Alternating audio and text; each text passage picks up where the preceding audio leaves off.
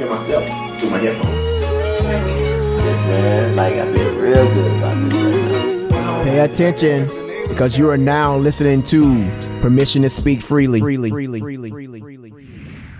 Welcome back to Permission to Speak Freely. Now, if you see me, you already know what the deal is, because I am not really the introduction type, but we're coming up on my birth month. It may be my birth month by the time we drop this in, but that's not the special occasion. It's also National Women's Month and all the stuff women's. And so I love celebrate being a woman. And so today we are going to talk about something that is very important, it affects millions of women, especially women in the military. And I don't think it gets as much clout as it should. And so, us here at Permission to Speak Freely, we're going to bring y'all the information. We always going to drop gems. We're going to bring y'all the juice. And so we're bringing it here today. So joining me today, we have 3 incredible women. Some you know, some you may not know, but you're going to know them after today. Okay. And so all 3 of them either serve or have served, so we got our stripes. They bring not only a professional experience, but also their personal experience of how women's health has impacted their life. Very, very, I'm going to be like my president, very big, very great people. You're going to love them. You're gonna love it. Our first guest is actually not a guest. She's a dear friend of the show, and who actually inspired this topic today, Miss Alana Abernethy. If you can come on and give an intro. But before she gives her introduction, I just want to say this, because I was like, maybe, Dom will be doing his little intros and stuff. I was like, maybe I can do like an intro or something for everybody. And I was like, nah, I can't really do that. Well, but let me try to just do an intro for Alana. You know what I'm saying? Because I know Alana. And so I was like playing with ChatGPT a little bit. And I was like, ChatGPT, give me an intro for Alana M. Abernethy, based off of information available on the web. Let me tell you, ChatGPT ain't down. I was like, damn. No. I was like, oh, dang. She's like author, women's holistic, like Navy Academy grad. It gave all of it. And I was like so impressed. I was scared to ask for me, because it was going to be like, who? I'm done. But Alana was on our show before. So Alana, go ahead and give a little introduction of yourself. Tisha, thank you for the introduction. ChatGPT too. I'm like, man, do I need to go lock down my information online? Listen, I was like, dang. I appreciate they know that. her out here. I said, Lordy. Thank you so much. I really appreciate your introduction. Just to add on to that, I reached out. You guys have been amazing supporters of everything I'm doing, my journey. I love to see what you're doing and how you guys have grown. And I said, hey, this is the space and the only space, like I told you, that I reached out to discuss, wanted to come into March, which is Women's History and Endometriosis Awareness Month, and talk to women about women's health, talk to women, and have also the conversation that men can be a part of and learn from about women's health, because women's health education, it's lacking. And we're seeing that in our women's health and the challenges that women are having. It's on the rise, autoimmune diseases, reproductive issues. And so I asked, hey, I would love to sponsor an episode. And that turned into, hey, do you want to be on the women's panel for the episode? And I was like, yeah, I just wanted to sponsor to put out the awareness, but yeah, I'll come and join. And then that's also turning into an episode with Dama to speak about women's health through the male's leadership lens and education. So just thank you. Retired lieutenant commander, medical retirement, went to the Naval Academy. Now I'm a women's health, holistic health practitioner, helping women feel safe in their bodies and educating them on how to do so. So I'm glad to be here. Thank you. Oh, yes, ma'am. And our next guest, who's also not a guest as well, Miss Ashley. She's been on, twice? So this is your third time now, right? I don't know, maybe 4th. I don't know. Somewhere in there. Yeah. Or somewhere in there. She's been here a few times. So Ashley, go ahead and give a brief little intro. Yes. I'm so excited to finally make it to this panel. We've been planning this for some time now. And Alana, thank you so much for having me. I really enjoyed our conversation and getting acquainted with you and your story. And I'm excited to share my story and learn from you ladies. Active duty military for 17 years, a yeoman senior chief in the Navy. I've been a mother for 4 years now. So there has been some struggles associated with being a senior personnel and a new mother. So I think a lot of people probably can relate in the military to being like a junior sailor and having to navigate being a parent. But my experience has been really unique being a chief and then, having my first child. So I'm really excited to talk about mental health, personal health. I'm on all the journeys. So I'm just ready to talk about it. So again, thank you, Tisha, for having me. Thank you, Permission to Speak Freely, for continuing to let me join you. It's an honor. Definitely an honor for us. We have all the honor here with you guys coming on. So our next guest, Miss Joy, she rocking her Eagles. So Joy, go ahead and give a intro. Tell the people who you are so they don't forget. Okay, I am also active duty lieutenant commander. I am a surface warfare officer. Don't judge me. But I will be in for 14 years in May. And for me, this journey kind of started prior to getting into the military, but I didn't really get like diagnosis, and I'm still on this journey of figuring out my health to this day. But when I got the notification to kind of be a part of it, I wanted to kind of share my experiences and was kind of honored to do such, especially joining the military. I went to an all-male ship first, so wanted to, have that voice and didn't really feel like it. So having this platform and, long time viewer and now being on it, it's kind of mind blowing. So I'm just appreciative of being here as well.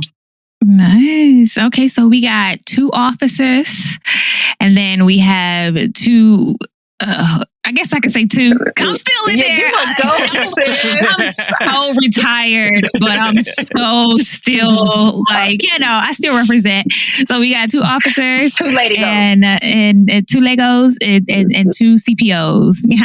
You see how I did that there? And then we have 2 active duty, and then 2 that are not active duty. So balance. Yeah, and we all got on our black shirts, and that was not planned either. So that's just all organic. That's how we know that we're all in a place that we need to be and we all are in sync. Yes. Already. Yes.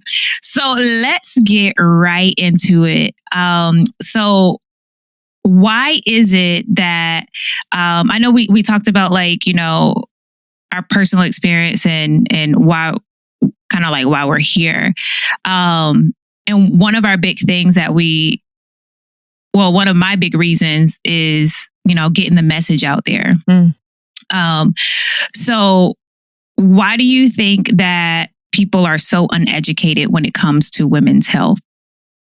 And I'll start with Joy. I think just because it's still kind of taboo when you bring up anything with women, whether it's, menstrual cycle, mental health, postpartum, it's all kind of taboo and they're tough enough to figure it out, right? And they can do it. So I think a lot of times nobody wants to be kind of involved in it or wants to put in the little work to actually figure it out. And I go back to when I was an instructor at Penn State. When I got there, one of the first things that I was the only female on staff. One of the first things they said to me was, finally, we have a female, you can deal with the female issues. And I was like, no, baby, I got to deal with my own. I'm here to assist, but I was like, you have wives, you have children, you should figure out how this works and what they need and the care. I shouldn't have to just be, the red door advocate for all the females there. So for me, I think it's just still taboo because it's gross or they just don't want to deal with it. Yeah. Yeah. What about you, Ashley? Okay. Out the gate, I can resonate with you deal with the females. Oh my goodness. Like being a chief, especially, and Tisha, they look to us to take care of everything, good order and discipline, but mostly focus on the lady sailors. I feel like the thought process is that the military is a male space. And I don't believe that it has really been re-indoctrinated that this is a space for all of us, regardless of if you're male or female. So I think until we address the fact that these are not, the military is not a space for us to just fit in and like, hey, just get the women in there, get the space for them. No, like make it an environment where we are recognized, where our needs are cared about. And I think that until that happens, we'll continue to feel like, where do we fit in? Mm. That's very interesting that you said that because I think that from a male's perspective, they think, oh no, we're including women and females and stuff that we do. Like we're inclusive. But no, not really. No. It's not really happening. It's very anti-DEI.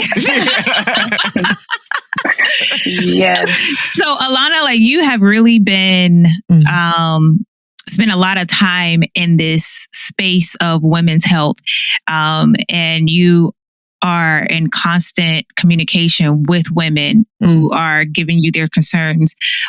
What's your, based on your experience, what's your take on why there's so little education?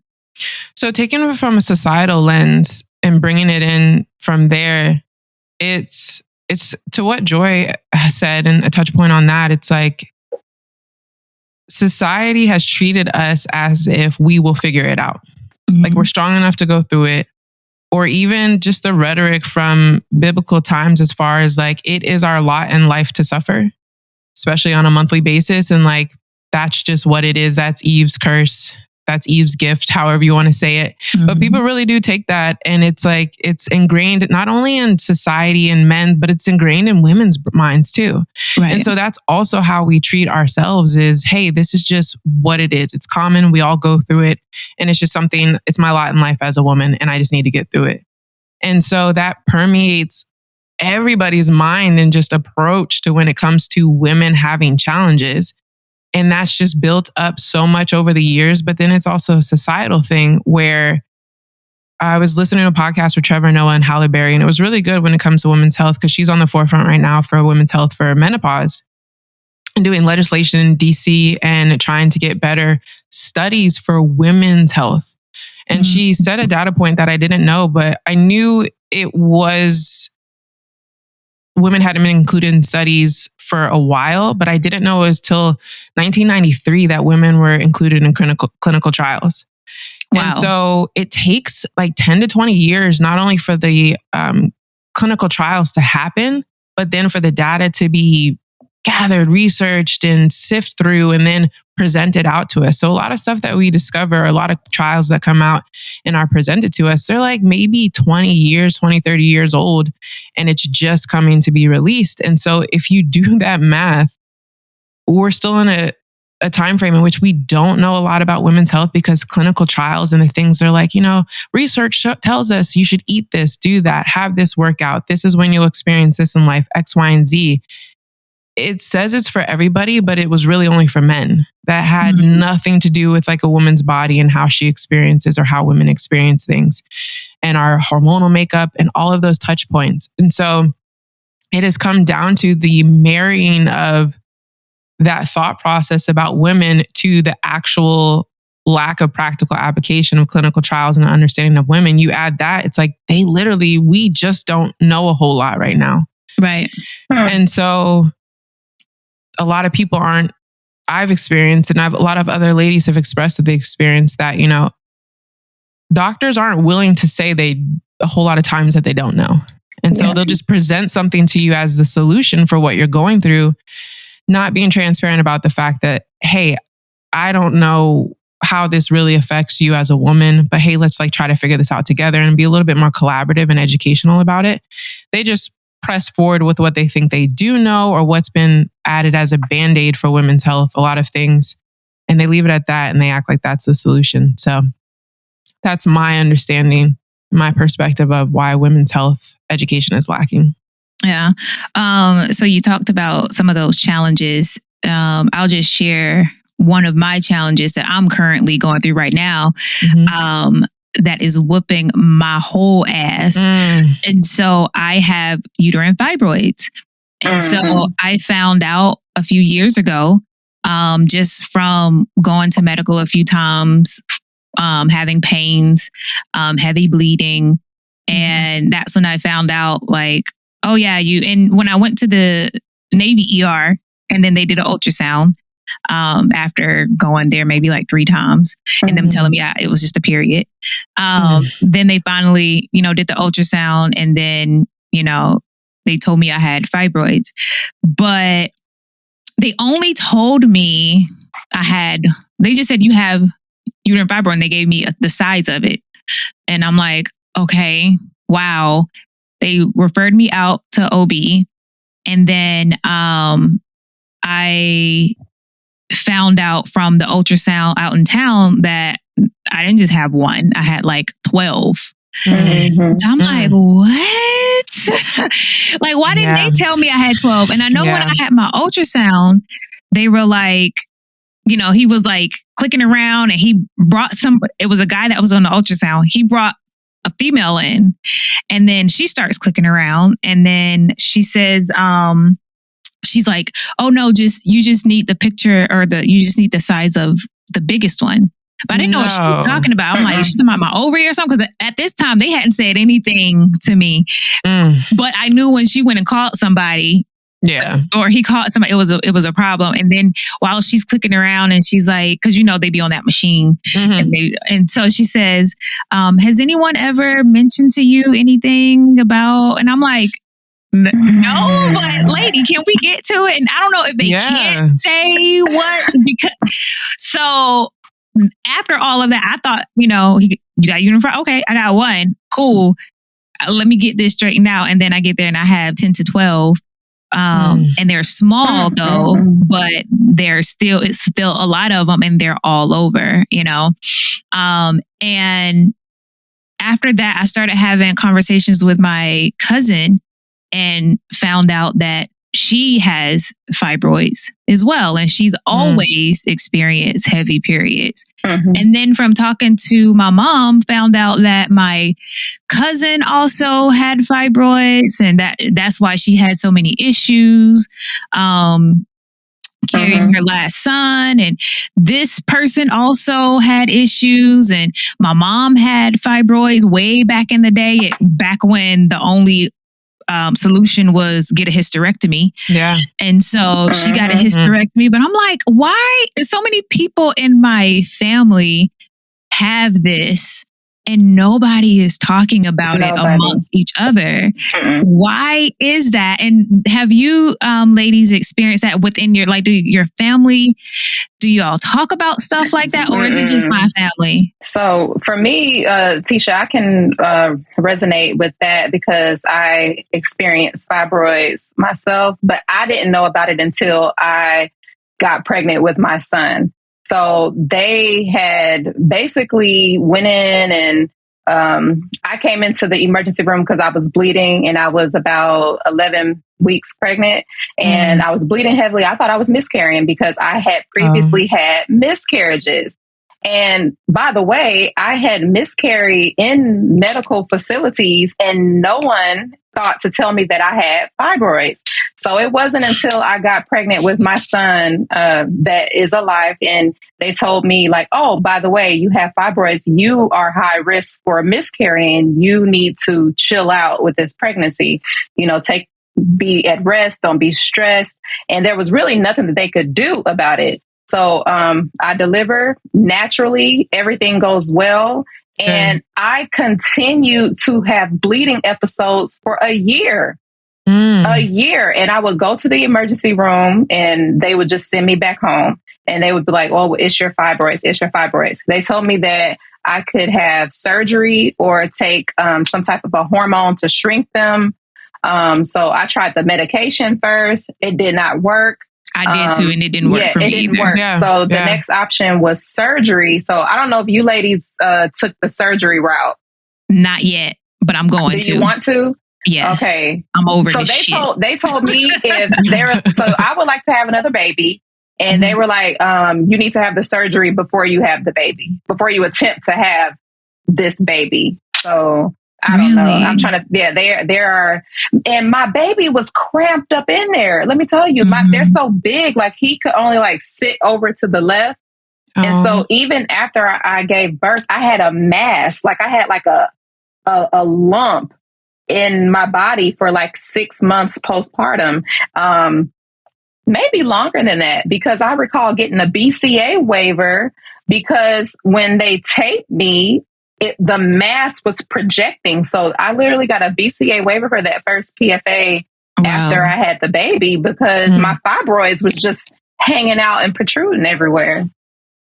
And so did you say you got the surgery or you didn't? No, I didn't. I haven't done it. They told me that I need to do it before I have my next baby. So I'm kind of trying to time things that way. Right. And they told me that I should try to have a baby before I have surgery. So it's so funny, like our experience. So, yeah. Go ahead, Alana. Go ahead. Give us yeah. This is where this conversation is very important. Yeah, I'm listening to both stories and it's those that the difference, the disparity of advice that you're getting in the education and everything. And it does come down to there are more options than, hey, take this medicine or have this surgery. Mm-hmm. They're in between options. So when I was talking about the Band-Aid for women's health, that's what it is. And it's not knocking any doctors or anything like that. I have a deep respect for doctors. I got a lot of good care and I got a lot of not so great care when it comes to medical professionals, but there's an in-between there. There's conversation, there's education, there's other approaches. And so like when we go into medical care, I think an important thing to understand for us to advocate for ourselves is it is acute care. Mm-hmm. So you have an acute issue and they want to provide you an acute, quick solution. Mm-hmm. But there are other solutions. Like we live in a life in society, and especially with health and medical, it's like if you have something going on, you do want it to be fixed right in that moment. Right. We all want that. You want a relief of your symptoms. Mm-hmm. I need this to stop. But it's also taking care of the root cause though, so they don't return. So you know how to address what is causing this within your body, because it's different for every woman. It can be the same, but it can be different. We have hormones. We have hormones across the board for women, but they're different levels, fluctuations. They move differently. Our cycles are different. So though we have similarities, we're really different. So that educational aspect, I was just listening and I'm like, man, especially with your experience, Ashley, like the fact that no one before that told you that. Mm-hmm. No one before that educated you on, or even was like, hey, let's look into why maybe this is happening. Mm-hmm. They just accepted it as the woman's experience. It happened. Right. Mm-hmm. So I sent the book to Joy and I'll send it to you all as well. And I'll say it out loud. It's called The Period Repair Manual by Lara Bryden. I said, yes, ma'am. Hey. Yes. And she has a section in there that's extremely educational when it comes to fibroids, PCOS, endometriosis, even symptoms going into period, breast tenderness. She runs all of these things down, irregular cycles, about how you can help yourself, what the deficiency may be in your body, what the imbalance may be. And she has research, the science behind it. And so I just encourage you to explore that. Again, doctors are giving us acute solutions to acute care. But like when you come to the other side of that surgery or that medicine, we still want to know, hey, what can I do on a daily basis to ensure that this doesn't return? And then I'm dealing with the root cause. Mm-hmm. And so that's what I was thinking in that moment. And I hope I'm able to connect you all with resources where you can figure out what's going on within your body. And so you can take care of yourself on a daily basis. Thank you, Alana. Yes, right? Got you. Look at that. What? How did that happen? Right? I love that. I'm gonna do it again. Right? Is ChatGPT in here? I know, right?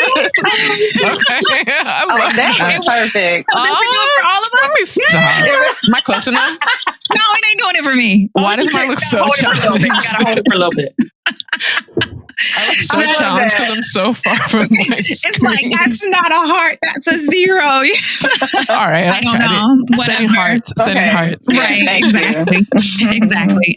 Joy, did you have Yeah. anything to add regarding family, the conversation with women's health in the family? Yeah, I think for me, I didn't get the talk about the possible pain until it was there. And then it was like how you're mentioning when you start pulling the string, my mom would say like, oh yeah, mines were very painful and your grandma used to have this and everything like that. But it was just like, this is kind of normal. And to the point of like, no one really telling me what to do with the cyst. When I first, I think like had my pap smears and everything like that and got an ultrasound, I just got told, oh, you have 2 cysts on this ovary, 1 cyst on that, but they're too big or they're too small to do anything. And that was it. And the fact that you guys are talking about it now, I'm like, let me write this down because I need to bring it up again. Like, Yeah. just because it really hasn't been talked about and I haven't had that follow up.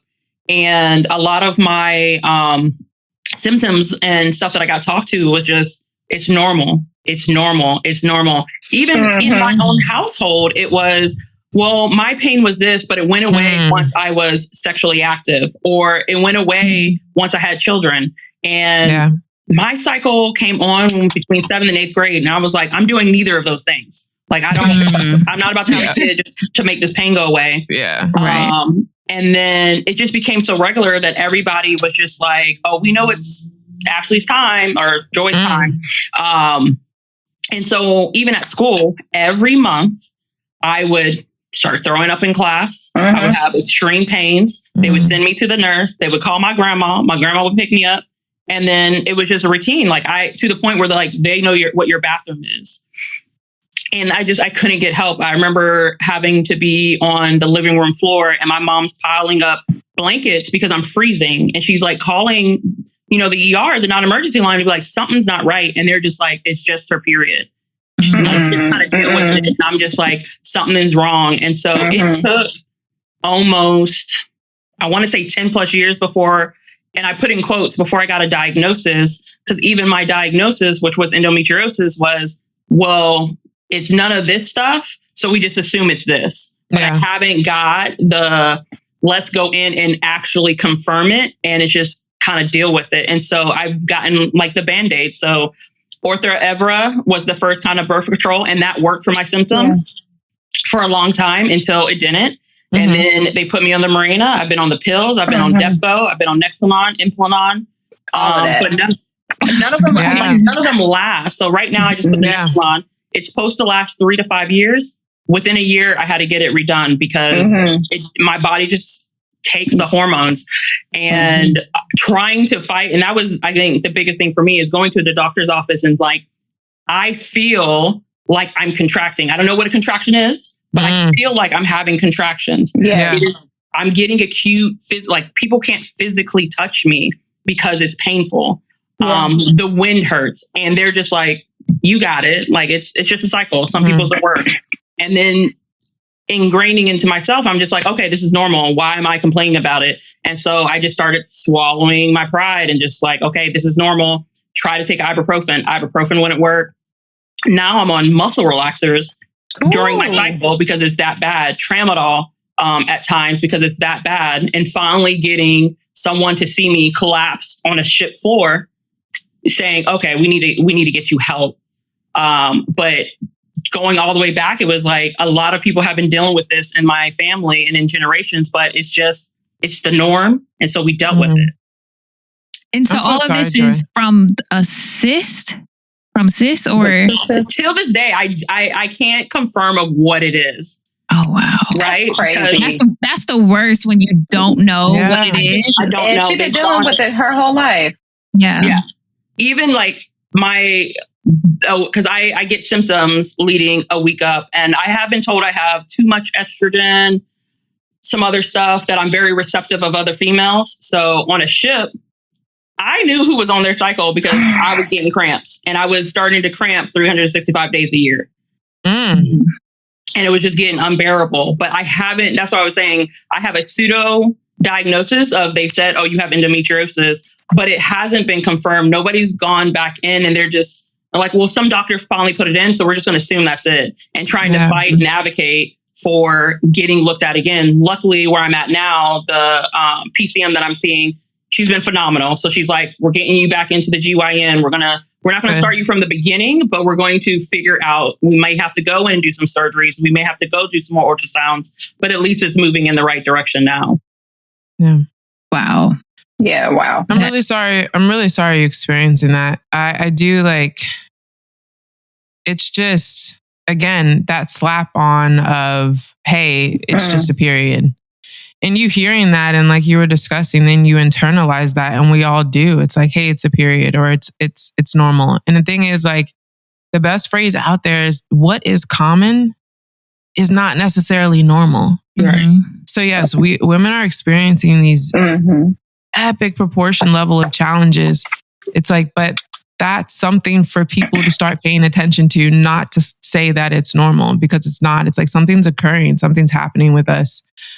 We don't have the care and the education, and not even we don't. The medical society doesn't have the education. So, I'm just really sorry, Joy. That's been a journey. Wow. Yeah, it has. And Alana, it's interesting that you point out that the normalization of it. And I think actually, Joy, that was a part of your story, right? But Alana highlighting that made me remember that I had a male department head some time ago when I was miscarrying my first pregnancy. And his comfort or his advice to me was that it's okay, because every woman is prone to have a miscarriage. My wife had 5 miscarriages, and it's just really normal for you to miscarry your first few pregnancies. And this is my first pregnancy. Wow. And I have this man who's never experienced this, who's never been inside of our body to understand what this even is. Yeah. And he's, I guess, trying to make me feel better, but I'm looking at him like, man, are you crazy? Do not tell me that, like, me losing a baby, like something's probably wrong with me. And you're telling me that it's okay. Like, I'm a woman. I'm supposed to be able to do this. This is what I'm supposed to be able to do. And you're telling me that it's normal for me not to be able to do that. Right. What is that? I'm sorry, sorry for the both of you, and sorry because I think we've all experienced this. And for any of the women listening, it's like, I hope you're feeling seen, heard, and the community aspect of this. Also for the men listening, I hope you picked up that tidbit. It's like, just hold space, just listen, be curious, lead with curiosity when it comes to those type of things. It's like, but it is very interesting whether, and it's not a male-female thing, it's just experiential. There are some things in life, if you haven't experienced, you can't really speak too much on it, Right. Or at least be humble in the fact and say, hey, I don't know too much about this, but I've learned about this through X, Y, and Z or whatever. But know your limits. But yeah, when it comes to gentlemen out there, it's to have an appreciation for women who are telling you that they're challenged and they're experiencing other things, and be kind and gracious and hold space for that.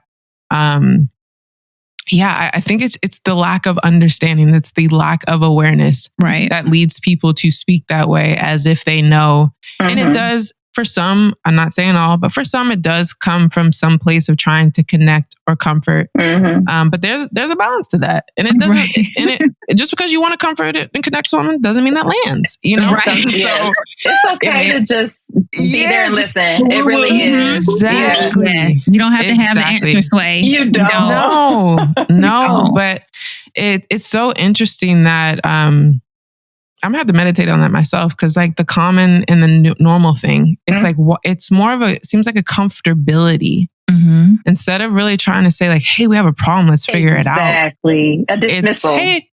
It's like, hey, this happens. So, oops, you know, like, oops. But it seems like it's very easy for people who aren't experiencing that to say that, you know. And a lot of times, especially if you're young and you're going through something like that and everyone is telling you that it's normal, you just learn to kind of just deal with it and not really seek out the help that you need.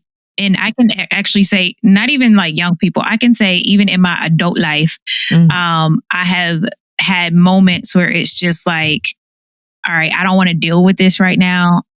I'm not even going to even try. I don't like the healthcare that I'm receiving right now, but I'm just going to stick with it because I ain't got no other choice type thing. And so it's like, you know, you kind of normalize everything. Because everyone is shoving down your throat, especially when you're in a military, a male dominant community and environment. It's like you don't want to be the weakest link. You don't want to be. You feel like you have to prove something, and so you just kind of push everything down because I don't want to be looked at like I'm being hormonal because I'm a woman. Just even though I have the same attitude that he has, and his might be worse. Right. We both catching temper tantrums up in here, but for whatever reason, mine is because I'm a woman and his isn't because he's a man, or you know. So it's just like we have so many barriers that we try to like live up to and try to go around. And so we just kind of end up suppressing ourselves and how we feel and getting like the treatment that we deserve. Like Alana, when I was talking to her, she kept talking about the treatment that you deserve. Like her saying those words, the treatment that you deserve. It was like, dang, like she keeps saying this, like, it's getting treatment is one thing. And all right, that's just the entry to the door. But you really need to get the treatment that you deserve. And there's not enough of that treatment that we deserve that's out there. And there's not enough of that education that we need to be able to know how to get and where to get and when to push back and stuff like that. You guys have mentioned about like being in the workspace. What have been some instances where you felt like leadership maybe let you down when it came to issues that you were having around like your health and being a woman, where it's very unique and they don't necessarily experience it? And maybe it's a woman. That would be interesting too, if it's a woman that treats you that way or makes you feel that way. So anyone can jump out and grab that one. I'll share mine. Oh, go ahead. No, go ahead, Alana. Yeah, I can share mine. I was just sitting here and I was like, man, I haven't really shared much like personal or anything about my journey, and I appreciate you all doing that. So when I was in between my first and second department head tour ops on Rafael Peralta, and then going into CSO, I had a surgery, and we were going through basic phase. I was ops. We were preparing for deployment. I was also, for 3 months, I was the navigator and ops. Like I requalled because we had a situation and I had to take over and I had to take the ship through Mob In. So I was firing on all cylinders and more. And I got sick. After an evolution, I think we were in the, what's it called? Deperming? I don't even remember. I had data drop so many terms. What I got all the terms. Like, what did they call it? I don't know what. Ship. That's the word. Yeah. So if I'm wrong, if it's not deperm, well, we'll just leave it. It's not important. But we were doing something really stressful, and I got sick, and I had to go to the emergency room. My roommate Sarita, shout out to her, love her. We're tight to this day. We hang out every week. Should have taken me to the emergency room. I thought my appendix had burst. That's how much pain I was in. I was crawling on the floor in my house because I couldn't walk, didn't know what was going on. And it ended up, I got a CAT scan. It ended up being a 10 centimeter size endometrioma. And so I had surgery, got it removed. And Tisha, just what you were speaking about, like, I should have slowed all the way down. I should have never went back to the ship. I know that now. The hindsight is always 2020. This one is 2010.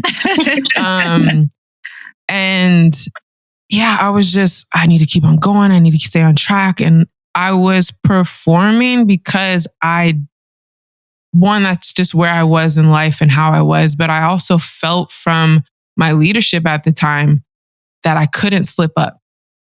Like I couldn't slip up. Like I'm already the only female department head, the only Black department head. And man, like I just felt a lot of like, you know how little Game of Thrones dynamics can go on in the wardroom, on the ship in general, the chief's mess. I just felt that stuff closing in. And I was number one department head when I left. And I was like, I just got to keep that up. I got to maintain that. And I pressed and I pressed and I pressed. So like 2 weeks after surgery, I was in a school. And within a month after surgery, I was back on the ship. And then within 4 months of my surgery, we were out on deployment in 7th Fleet. And I allowed myself no rest, no recovery. And what I know now, and I'm not going to get into particulars because I'm going to respect that person. I know people can put data points together and come up with, can calculate, the math, you know what I mean? So I'm not going to get into specifics, but to answer the question with that lead up is, I didn't feel like I was in a safe space to do what I needed to do for me.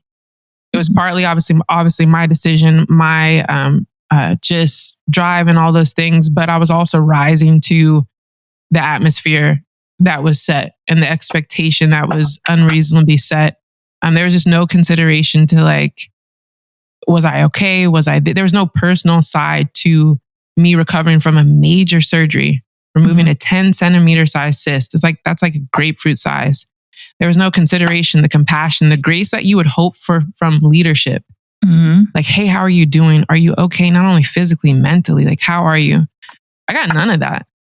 And at the time, like, I really wasn't expecting it. I didn't, quote unquote, feel that I needed it. I just needed to step back up to the plate. I needed to be senior department head. I needed to take the ship out on deployment as CSO, the 7th Fleet. And I was just on all that.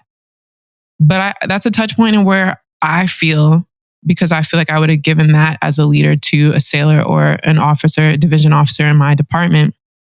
I was failed in that compassion and in that being seen as a person outside of just what I was bringing to the ship in the wardroom. And that drove me actually within 1 month of deployment, I was being medevaced back and I had to get another surgery for what was endometriosis. And so yeah, it's the environment that we set. I know we're talking to men and women here, but it's not even just, hey, I need to have all the rundown of how women's health works. It's just having a little understanding and compassion that you may not understand what someone's going through, but you see they're going through something. Right. And they're not always faking. Yeah. Oh my God. Yeah. Like it's not always, you're on your period again. It's like, nah, there's epic level things. So that's where I was kind of failed in a cultural way when it came to that's good. My post-surgery healing, all those things. Yeah. Ashley, you had something? I do. I'm over here just writing all the talking points because Alana, you're just like speaking to my spirit. When you say culture, the culture. Now, Tisha, you know the culture of the Chief's Mess and of course, and as ladies that are senior in the military, because you all are officers, no excuses are accepted. Yeah, nobody cares. Nobody cares. It's like we just arrived to this point and didn't get here with any struggle, with any backstory. It's just like, hey, you're here. Forget all that other stuff. You know, everything that you had to overcome to get to this point is no longer relevant. It's not a struggle anymore. Just keep pushing forward. And it's just performance. Yeah, be performative. And then, of course, being women, the expectation is on us to be hitting on every cylinder. We cannot be, if we, like you said, Tisha, if we come in and we seem a little bit off, then we must be on our period. Or if we're a little bit stern or firm, then we have an attitude and we're nasty. Or, you know, if we are being demanding, then our sailors are taking it personally. Whereas, unfortunately, with men, they don't have that same experience. They get understanding, they get respect. They are just accepted for their experience. But when we have an experience, it has to be attached to something that is wrong with us. So my story with, like I said, I had my first baby, my first and only baby, as a chief. So I'm brand new into the chief's mess. Lord knows they done indoctrinated me into this thing. And I feel like, okay, I'm about to come and I'm about to chief. I'm going to be all these things for all the sailors. You know, I'm just going to be everything that I ever needed. And I'm going to be that. So I inherited 50 children almost. You get what I'm saying? I have my baby, but every other sailor and even my department heads, my triad, they become like your children because you're taking care of them. And I'm trying to wrap myself around keeping a little baby alive and well and nourished. And I'm trying to stay fit. I'm trying to get my body back in shape. I'm dealing with the fibroids, the bleeding, the cramps, the pain, the insomnia.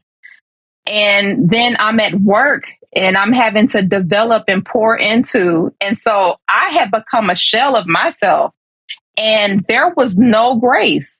It was, Chief, you need to get it together. You always going to the doctor every month. Like, why are you not here? What is wrong with you when you are here? You're pumping too much. You know, when are your hours going to be? And so I said, I really took that upon myself to fix. I'm like, I have to fix this. So I would be very stringent about a pump schedule to the point where if a customer came, I just skipped the whole pump. I just skipped the whole thing. And next thing you know, now I'm not producing for my baby. So I'm up at night pumping extra through the night. So what am I doing? Losing sleep. So I'm distracted. I have a fog. I can't remember things. And this is when I'm supposed to be hitting. Right. I'm talking about, I've been an EP first class and I turned into a P chief. Like I just turned into a chief that just couldn't pull it together. And I still don't have that grace. I've had to give it to myself. But and now that my child is in toddlerhood, now we're dealing with a lot of behaviors and a lot of feelings. The relationship between my co-parent and it has taken a toll on our son. And that has been a challenge that has affected work. So when I tell you, I think like junior sailors are like, man, it's hard being a single mom and it's hard being a mom.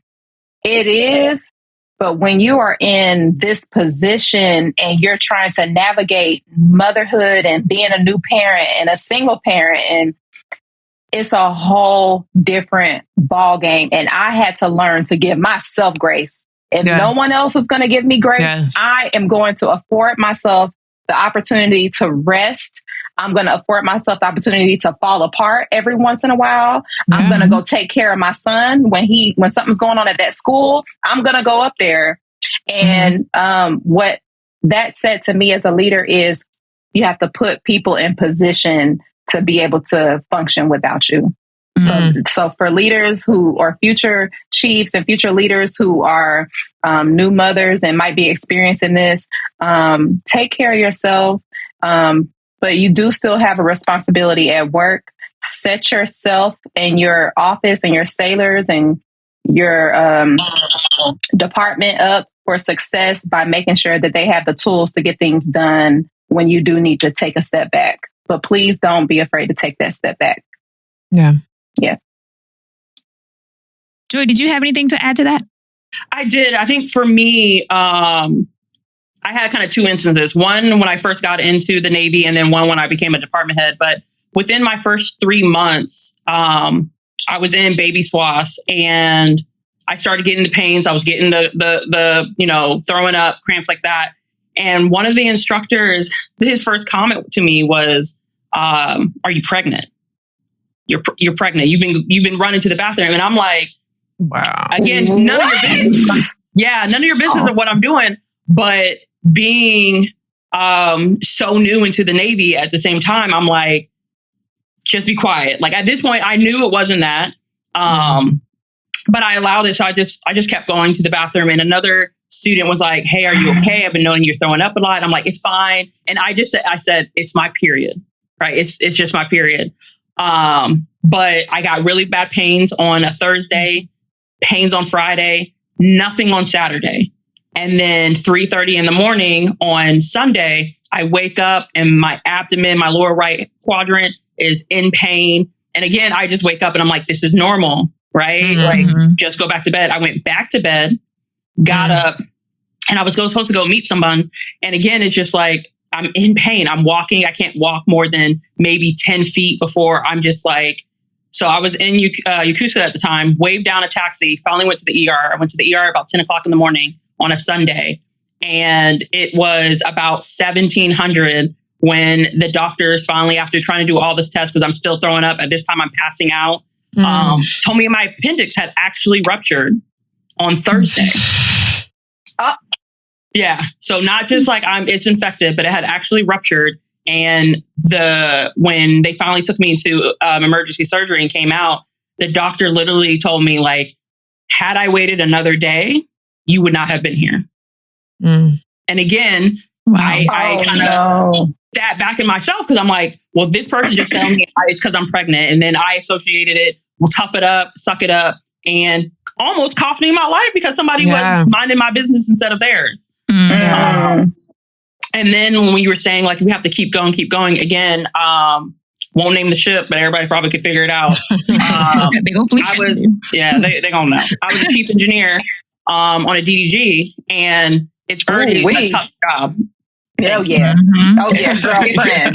It's already a tough job, and COVID deployments, all that other stuff, and I'm doing all these inspections. I'm coming in, coming out. I start getting sick, and for me, it was, again, keep going. I'm walking alignments. I almost fell down Shaft Alley because I almost passed out. My guys are telling me, ma'am, go to the ER, ma'am, like, go to a medical. And I'm like, I got it, trying to be tough. Yeah.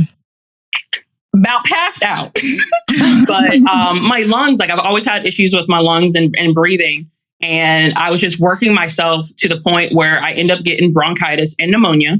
Wow. But this was me, mask on, standing TAO, and I would just call the IDC and be like, can you come give me something? And he would come on watch, give it to me, and I would go about my day. And we were pulling into Suda Bay, I believe it was. But again, we couldn't leave the pier because it was COVID. And so he's like, hey, I'm going to take all this stuff to the doctor, blah, blah, blah. He came back with a grocery bag of medicine, right, to give to me that the hospital said I needed. We get underway and he pulls me in again and says, they wanted to keep you because you were supposed to go under observation, but I told them you were Chang and you can't go. Not the CO, the IDC. And he told me once we got underway. Baby! Yeah. A moment of silence. Yeah. Waited till we got underway. It just gave me the bag of medicine.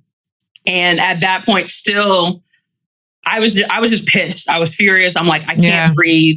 I end up finally getting SIQ because, like, fluid starting to get into my lungs and stuff like that. And luckily, I did have a very great roommate. She was also ops. So she was helping take care of me. And eventually, like, had to go talk to the captain and being like, he doesn't have the right to do this. No. Right? Like, I get that I have this meds, but if I'm the single point of failure for engineering, we got problems because you got a top snipe, you got an MPA. Yeah. And these are people that have been doing this as enlisted from top to bottom. I started off in deck. I'm a liberal arts major, but I'm in engineering, right? Like, so there's people that have better expertise in this. And if I'm the single point of factor, there's a problem. But that I would say was the biggest failure, knowing that he took my position more than he took me valued. Your well-being. Right. Your well-being. That's crazy. And that just goes to show, like, he really didn't care. And he really was downplaying what was going on and probably just looking through the lens of, oh, it's just woman stuff. Like, she'll be okay. If it had been a guy who was, like, all up in the ER, he probably wouldn't have. He would have been like, "Oh, there must be something really wrong with him." Girl, because I was walking around sounding like Vin Diesel. Like everybody's like, "Ma'am, I heard you got bronchitis," and I'm just sitting in there straight sounding like Vin Diesel. Vroom, vroom. Talking about I am Groot. I'm done. I am the TAO. Like it was bad. Wow. What were you about to say, Ashley? I was just going to say, while you were speaking, it brought me to a memory that I had of a pet peeve of mine. And that is when we're referred to as bodies. How do y'all feel about that? Like, go get me a body. I need 10 bodies. I was just talking about this the other day. And when you said that, I felt that you were just viewed as a body, a valuable body, but but a body nonetheless. Right. Like, okay, what about my experience? What about the fact that I could literally drop dead if I'm not treated and if I'm not taking care of myself? So that leads back to Alana's word, which, I'm sorry, advocating. I'm so sorry. I lost myself for a minute, but advocating for yourself. Like if we don't do that, then they'll just let us die in our racks. They really will. They really will. And advocacy is like, I've listening to you, Joy and Ashley, all of us. It's like, because we were talking about that, Tisha, as we were leading into this, talking about advocacy.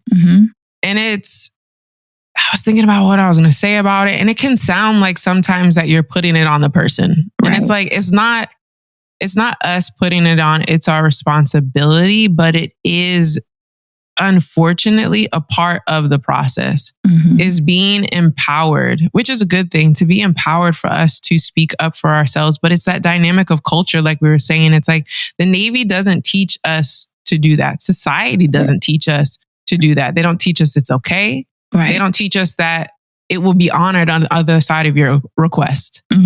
And so just over time experiencing that shutdown of things, it's hard. And when you are in so much pain as you were, Joy, and just experiencing what you're experiencing, that is a whole job in and of itself. Caring for yourself enough to be okay to at least manage on some level.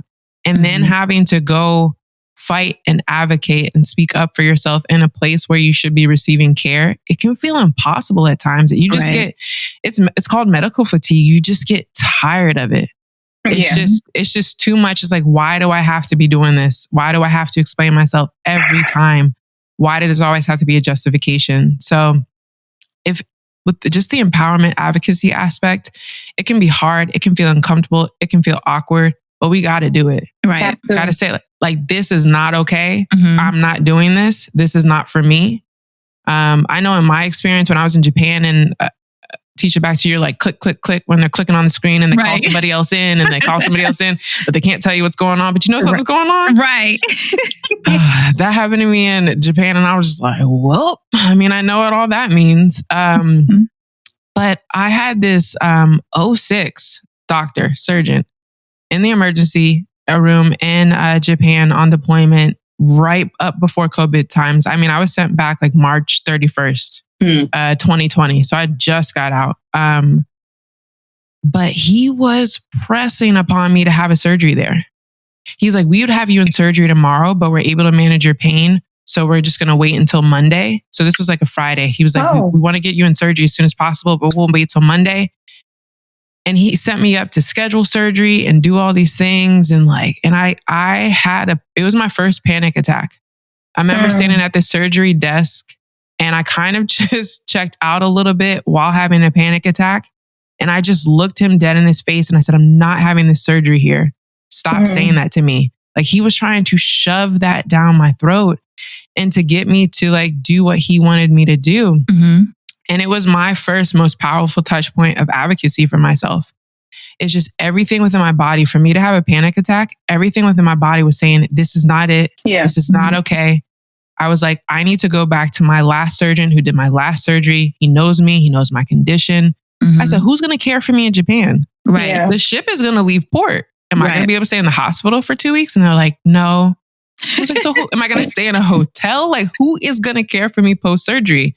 And they had no answers for me, but they just continue to say, you need surgery. And so, it can feel impossible. it can feel, especially if there's like the rank dynamic, Mm-hmm. like lieutenant commander to captain, and and then there's the medical aspect of authority with doctors, and it can get really, really intense and feel like you don't have options and you can't say anything. And I'm not saying if it was even easy for me in that moment, but I did it, and that kept the ball rolling on me speaking up for myself. Mm-hmm. And if something doesn't feel right, that is reason enough. Yeah. You don't need to explain more to anybody else. And you really don't need to overthink it for yourself. Mm-hmm. If it does not feel right to you, it stops there. Right. And you can say that and remove yourself. And so I just want to empower women with that. Men too. You have advocacy opportunities as well in medical care as well. So speak up for yourself and take yourself out of situations that aren't good for you. We can do that. It's hard, but you'll get used to it as you do it, and just choose that for yourself. Yeah. And speaking of advocacy, us advocating for ourselves, what I have kind of taken a personal interest in throughout my career is like advocating for other people. And I think when I became a chief, it was even that much more, because now I have a uniform that I kind of was like, oh, like, yeah, this like my cape, my superpower, Yes. Like, just wait till I put this uniform on. It's going to be around. And so I remember I had a sailor, and she kept going back and forth to ER. And she was a junior sailor, and she just kept getting the runaround. They just kept, giving her motion and sending her home. We don't know what's wrong with you, just go home. And she just had to like keep going. And at one point I was just like, okay, because she called me, she's like crying. She's like, I don't know what to do. I keep going. And I was like, okay, go back to ER. And she's like, I've been to ER. I'm tired of going to ER. I don't want to go to ER. It was like that fatigue again. Like they're not giving me answers. And it's only making her even more frustrated. And so I'm in my like head, like, I don't know what the hell she can do outside of going to the ER either. Like, they don't know what's wrong with her. I don't know what I can do. The only thing I thought of that I could do was, I was like, okay, let me go to the ER with her. Yeah. And so me in my uniform, in my khakis, and fresh khakis pressed out and everything. I had my full rack on. It's like, hear me roaring, right? Yep. Right. And so I meet her at ER and stayed with her the whole time. And she was like so appreciative, because she's like, I've never gotten this level of care that I've gotten. And I didn't like even have to talk that much to them. I was just present. The presence. Yes. And so you can't always do that though, because I was in, ER, you go up in there, you can cancel all your plans. You'll be there for a while. Yeah. You can cancel all those plans for today. I was like, listen, you're going to go in there, you're going to say your pain level is at a 10, so we can get ahead of people. Because we got to go. I got kids to pick up. And so, she was like, the level of care that I got, I've never gotten this before. They were running all kinds of tests. And then when they couldn't figure it out, instead of just kicking her out the door like they had did so many times before, they're like, we're going to keep you. And so they ended up running tests and then finding out what it was. And she ended up getting out medically because of it. But before that, it was like constant, empty, like just like, all right, here's some medication you can go pick up. We don't know what it is. And it's like, when you don't know what it is, you don't know what you're fighting. Exactly. And so that makes it even more frustrating. And so she had kids, and, she has a husband, and she doesn't know what's going on with her. And so it was just like a very painful experience for her. And I was so glad that, I was able to advocate in that way. And like I said, before I came up with that bright idea, I had no clue how I could like be of assistance to her. And so my question to everyone is, hopefully we have, other leaders looking at this. We have men that are looking. And I was going to try to save it to the end, but we're so deep in the conversation, I'm just going to let it flow now. How can like people in leadership better support women when it comes to our health and the unique situations that we that we have going on. Encounter. That's the word I was looking for. I can I'll hop in on that while everyone's coming up with their thoughts. It comes to what we're talking about right now. Literally listening to conversations like this, having a little bit more insight. Again, as Joy said earlier, it is a taboo conversation. Mm-hmm. It's a taboo conversation. It has been from generation to generation of women. And so as we're having more conversations like this, most women are not going to roll up to, a male leadership or a male peer and be like, hey, this is what's going on with my cycle. And, and this is what I'm experiencing. That's just not going to be what happens. But it's having an understanding that these things are present. And when you have forums or opportunities to come be a little bit more educated on what that experience is like from the lens and perspective of a woman and not through society or jokes or the usual rhetoric of it, but coming to get a little bit of insight, I think that's just naturally going to have that effect of compassion, grace, holding a little bit of space. And I know I'm using all the holistic woo-woo words. I love that. It's not really... it's not my past military necessary perspective and approach to things, but it's from a journey of learning. And like you said, Ashley, holding grace for myself. So it's just being a little bit more educated, seeking opportunities to be educated, to be aware, and to apply what you've learned. Though you're not going to experience it yourself, you can say, hey, as a compassionate leader, which all leaders should be, if you are in leadership, that's the difference between leadership and being a manager. But if you are an actual leader, that's how you should be seeking that education, to be aware, to just provide a culture that is supportive and understanding. Right. And when you talk about culture, it's so funny because, Joy, you said that the first thing they were like, are you pregnant? And it's just like, when it comes to pregnancy and being in the military, it's such a sensitive topic because they want us to, as in Big Navy, wants us to plan our pregnancy for, plan your pregnancy for when you're not on sea duty. That's what everybody's expectations are, so that you don't, mess up, the seashore flow and the mission and gap billets and all that stuff. But we have so many things that goes on with our body. It's like, if you try to wait, like, oh, let me get my career stuff out of the way, and let me make it to meet these goals, and then I'll try to have a baby, and that's what they expect from us. But then you may get to that point to where, okay, now I'm ready, and then you have all this shit going on with your body, and it makes it that much more difficult. Or now you're in a leadership position, you have more stress, more responsibilities, and it's still not really a good time for them, because they're like, okay, I got a chief now who has this little baby and who's back and forth to the house. Like, that ain't what I want either. So when is the right time then, men of the Big Navy world? Like, when do you expect us to, tell our body, let me tell my body when is the right time. So you let me know when it is, and so I can let my body know, and so that I can make sure that my uterus is in sync with the Navy's mission. With my ship to shore cycle. Right, exactly. Actually, you were about to say something right before I said that. Yeah, definitely the care aspect of being in leadership is what's necessary. So for myself, I have all female sailors. I have maybe two male sailors, but my entire department is women.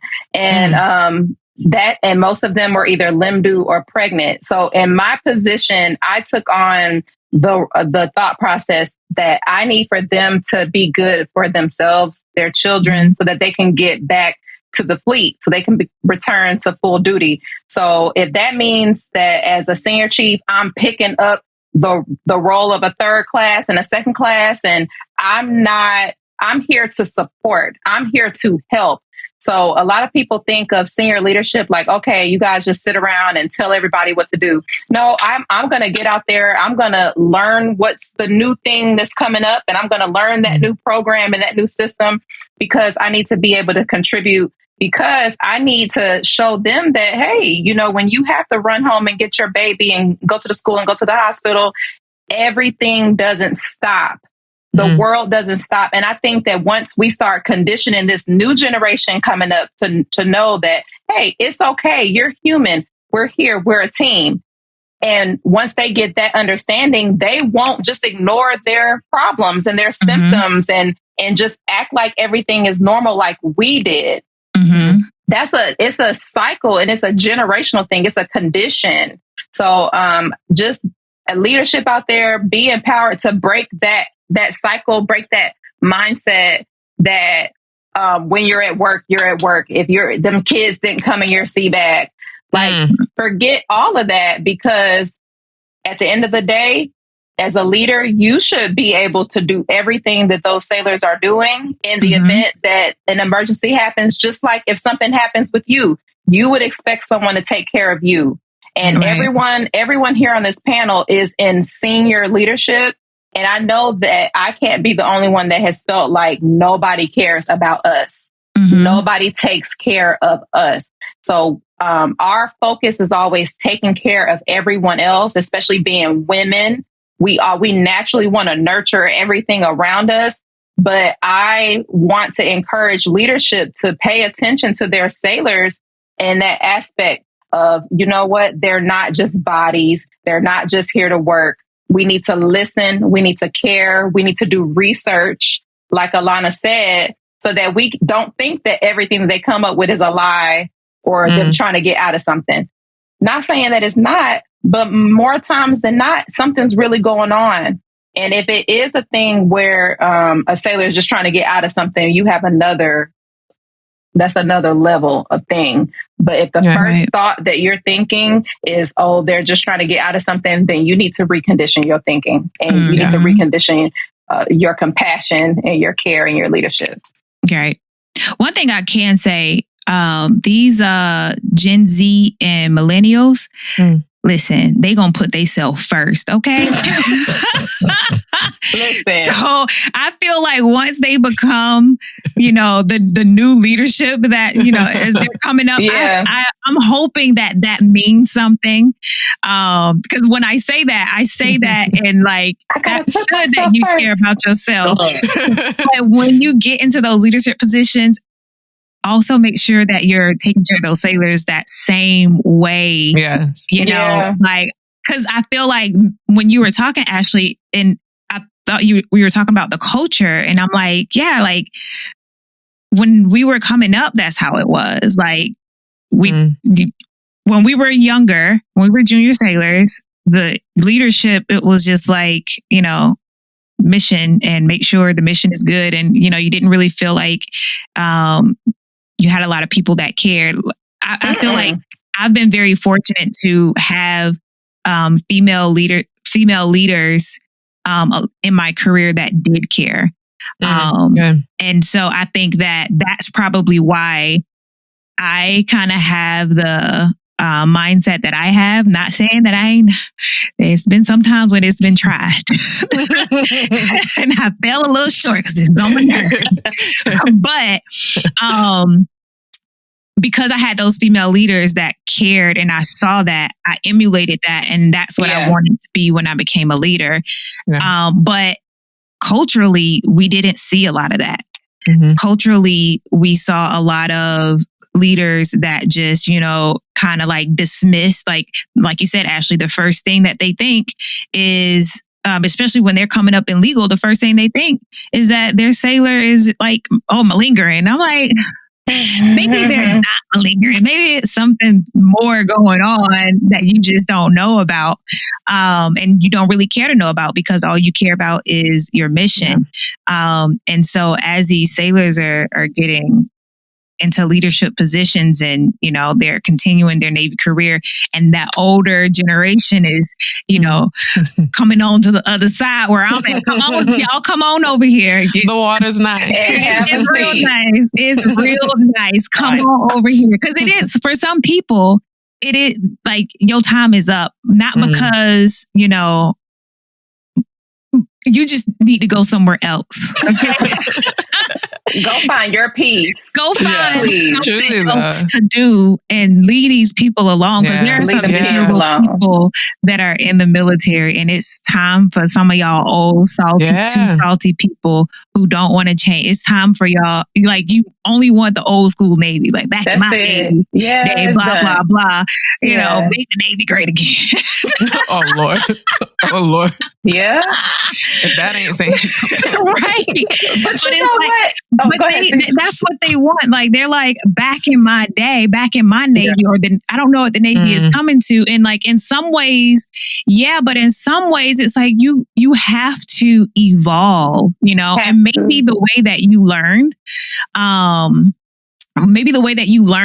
isn't the best way, because look at y'all traumatized, some of y'all. Yes, truly, and it's continuing that pattern. You have to it's called a generational curse for a reason. We got to look. Some of us need to look back into our childhood. There's something there that is stemming from, or is contributing to where we are today, and why we think that. What is it? Abusing people is how you teach them and prepare them and strengthen them. No. They only want the tough love. That's it. That's it. No. Go ahead. Keisha, I did want to, something you said, I want to provide balance, because you talked about the good leadership that you had. And I do want to provide the balance on the good leadership that I had during my journey. It was actually during the same touch point in which I was being challenged. I'm just going to say XO at the time, not going to say his name, but XO at the time. You can do the math. Man, it's something I realized this was all happening 5 years ago. But as I'm in my journey, encouraging other women to be in their healing and health journey, it comes to my mind as safe space. Having safe space where we are, but also like having our bodies be a safe space. Right. That's truly where health and healing can happen. And it's not till then that it really can happen long term. But I was thinking about what moments throughout my journey did I feel safe enough to care for myself, even if it was a touch point. And it was after I was in going through that situation in the ER, and I got back to the ship, and I was able to go to my XO stateroom with all the stuff I experienced and like wanting to continue to hard charging and all the challenges that were going on the ship at that time. I was able to go to his stateroom immediately coming back from the ER and look him in the face and say, I need to go home. I was like, I need to go home. And it sounds, me now was like, of course you need to go home. Like, that's what you should have said. That's what it was. That was very apparent.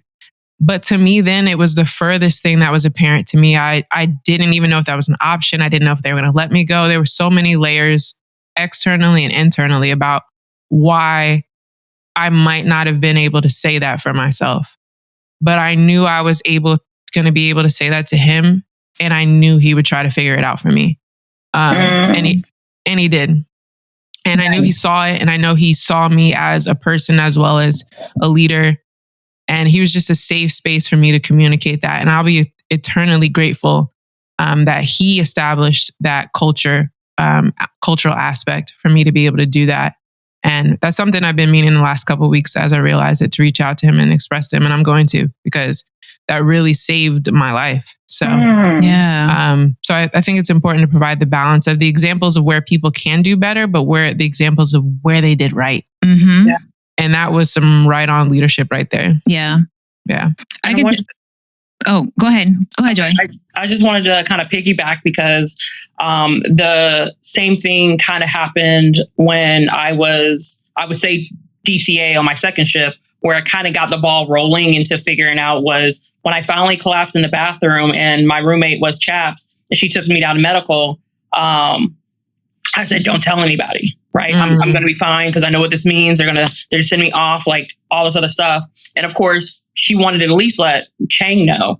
So she talked to Chang, and initially back then, and like I was pissed, not at her, but like I knew she was going to tell Chang. I gave her the thumbs up, but Chang went and told the captain. And then we were pulling into Singapore, and I got phone called in, and it was like, you're on the first bus. We're sending you to Singapore hospital. We're going to get some tests run on you. And I remember initially being pissed. and like turning about facing, walking out, like, why are y'all in my business? Da da da da. But then finding like, that was the first person that said like, you need help and you need to take care of yourself. And he knew, he was like, you can't be DCA if you're not here, if you're not well, and if you're, you know, literally passing out or falling out on the bathroom floor. But he kind of stepped that bounds and he did what he needed to do, but allowed me to get help. And he said, I would want somebody to help out my daughter.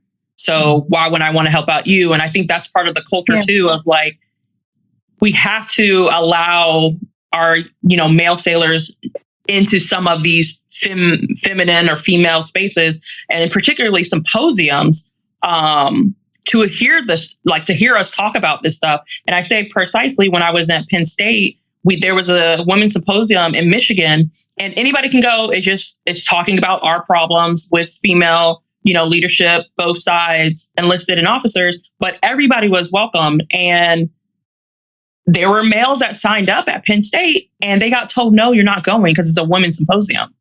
And that midshipman at the time was like, but I'm going to be a leader of female sailors and I need to know because I don't know. Right. And I was like, good on you for being like proactive at this age and thinking beyond that. But the higher leadership was like, no, you're not going. And I'm just like, we have to allow them and get out that culture of it's just a female problem. But this is your sailors. These are your mothers, your fathers, your, you know, on both sides of medical stuff. Like we are all in it together. And if you're telling me like you have a predominantly female workspace, if that was reversed where the leadership is male, they're just going to let everything go. They're only going to focus on the men and they're just say, it's just, here's your ibuprofen, go about your day. Right. Yeah. Right. So Alana, you, so we've talked about our, you know, our challenges. And then, you know, first thing we doing is going to medical. And then, and then medical going to tell us what they're going to tell us. They're going to tell us we need surgery. They're going to tell us this. They're going to tell us that. And earlier in our conversation, you said there are other options. I think this is a great time for you to just kind of talk about what you do in the space of women's health holistic practitioner. Yes. I had to write it down. I was like, what was all that? It sounds fancy and real good. But what are some of those other options that we're probably not going to get from medical, and why isn't that something that medical advises? It's really... So there's a nuance between like medical care and healthcare. So it goes back to what I discussed when it comes to medical care. If we think about that, we have an acute issue that has taken us to a doctor. They're going to provide acute solutions. There are doctors out there. I'm not saying this is across the board, but it seems like a system thing. It's very much focused on medical aspect of things. It's not necessarily focused on your health. They're trying to make sure you're okay in the moment and a couple following moments. But like 1 year from now, 2 years from now, okay, yes, there are doctors invested in that, but it's not the long-term root cause kind of approach to things. And so I go get a massage. One of the things is getting massage and body work and acupuncture, which I know is not accessible to everyone when it comes to financially, but if it is something that you can include in your budget when it comes to wellness, I cannot recommend enough doing that consistently for yourself, because that is a part of care. We are looking for people who we see once in a while or whenever we have problems to care for us. But it's like care really does begin and continue at home on a daily basis. That's where your health is. That's where your healing is. It's not in a doctor's office. They can provide you care. They can provide you solutions. I think Western medicine is equally as powerful as Eastern medicine, and it can be a great combination of both.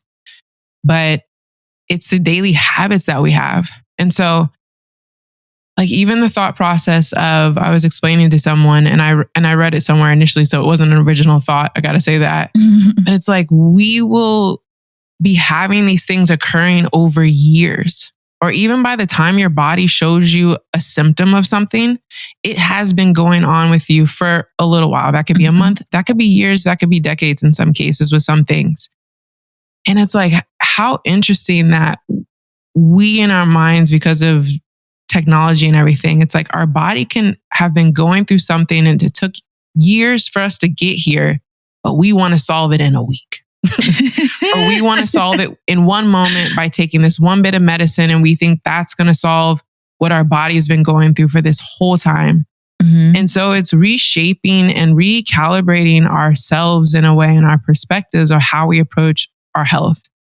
And it is a consistency thing. It is a daily thing. It is a building small habits kind of thing, which when you're in an acute situation, and I have been, and I've had surgeries, and I understand the balance of taking care of what needs to be taken care of the moment, but also making sure you're applying, hey, there's some things I got to change. What I have been doing has not been working. You can't heal within the same environment in which you got sick. Right. Something's got to change. And so it's a journey. I'm not going to sit here and tell anybody health or healing is quick, especially if the pendulum is swung to you have something that's challenging your health. It's not going to be quick, but it's worthwhile journey to really have long-term health. And so, man, it's things I've dismissed in the past.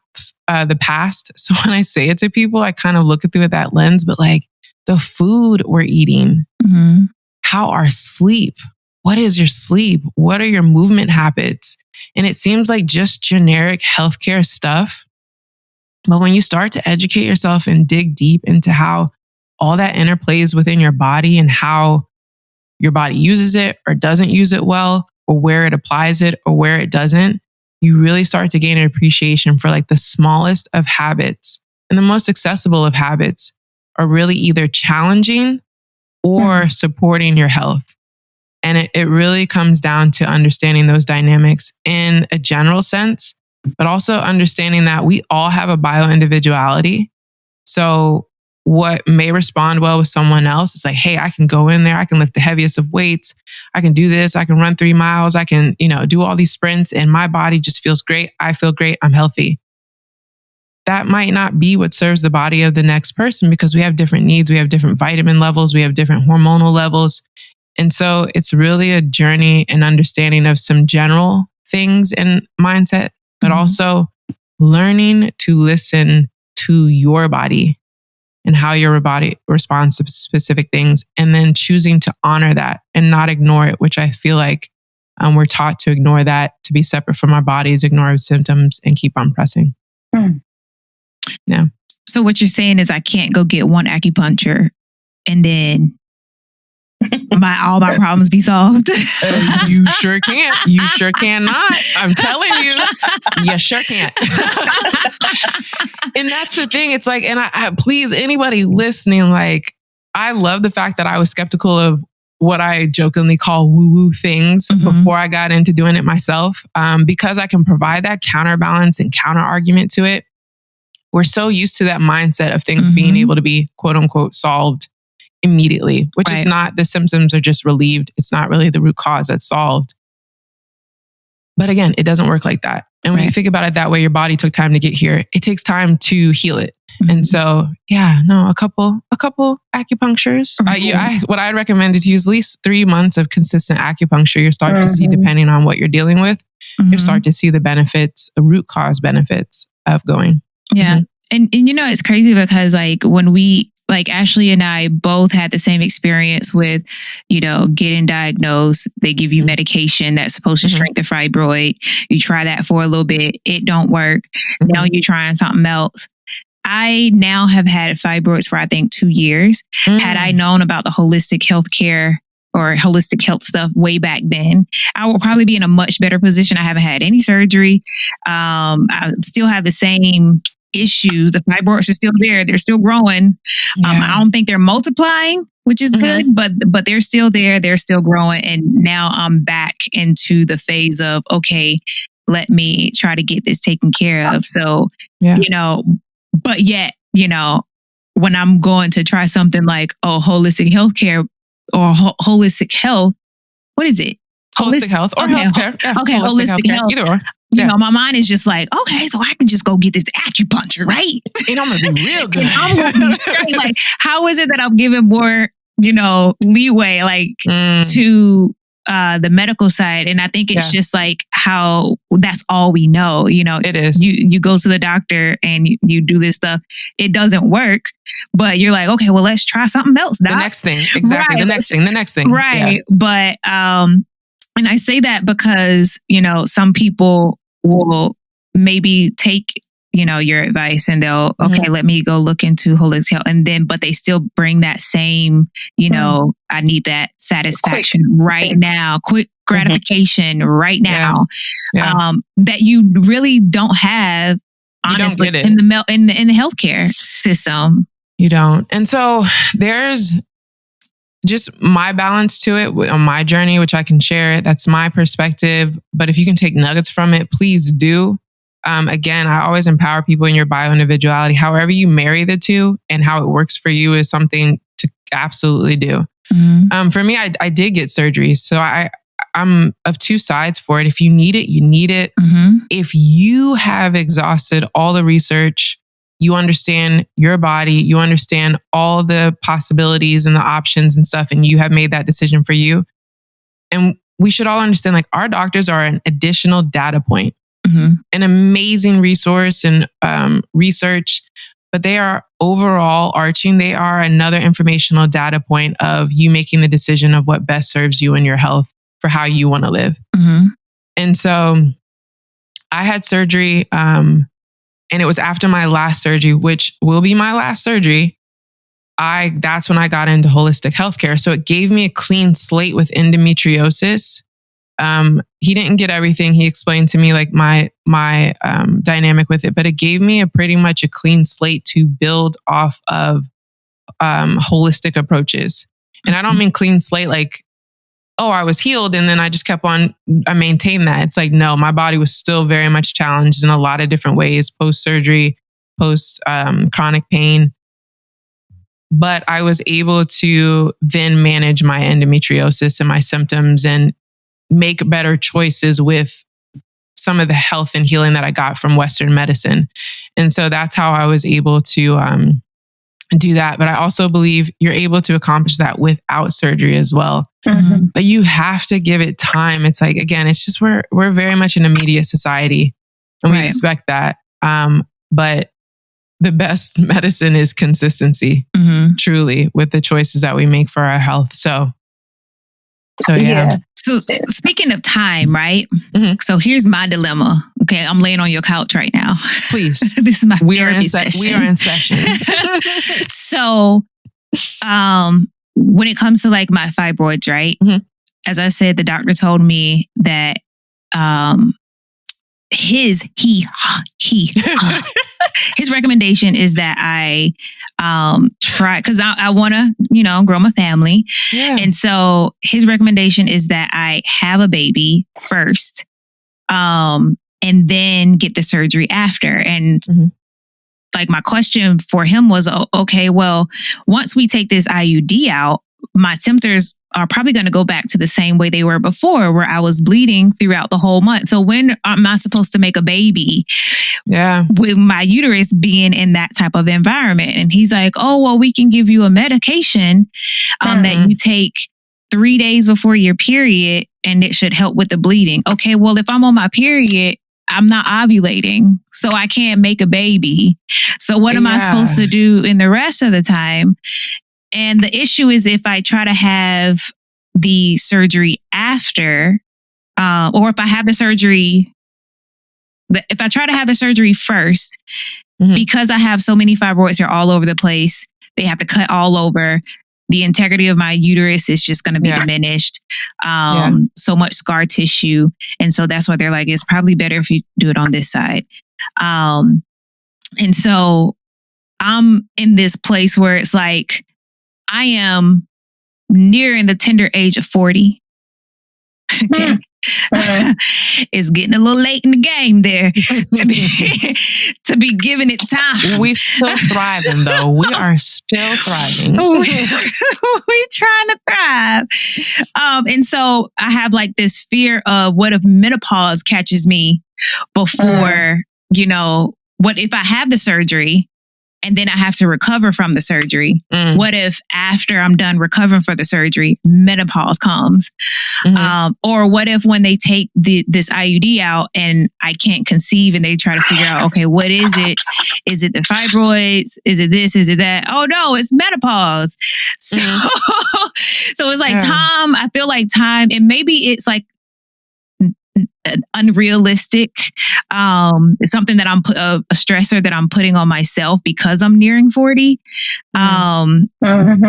But how do, like, I guess the question, I don't know what the question is, but that's the problem, Doc. What am I supposed to do?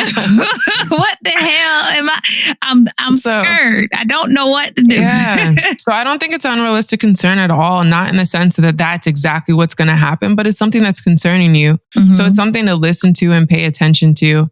But also with the concerns we have with our health and how they can consume us or overwhelm us, just going to seek that research, that understanding of this and how that works, so that can maybe calm some of what you're feeling, so you know how to approach it.